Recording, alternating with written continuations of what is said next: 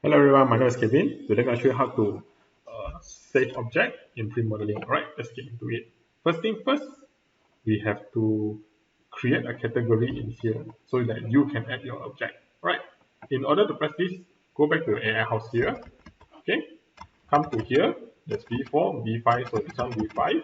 Okay, select product. Okay, once you enter here the product, you will come to store. Okay, but don't go to store, come to classification, management, personal category. You will see here free modeling. Once you select this, you're able to create.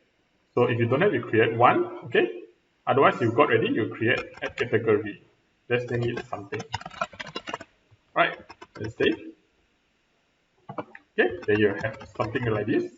Okay, so to check your file and all, okay, you come to personal, remodeling. You're able to see your object here. If you want to edit, you want to delete, it's all in here. Right. Let's go back to this one. Okay. In order to save object, you must left click 2 times. Okay. Group E. Okay. When you select your object, you will see this button. Once you press this, you can name it. So let's say Robo 001. Alright. Then you put add your category, so something or this one representing. Save it. Okay. Once you add here, you just press return. Okay. In case you just save it already. Alright. Then come to free modeling. Okay. Come here. So it will be update already. Okay. So there's something you can just drag out. Okay.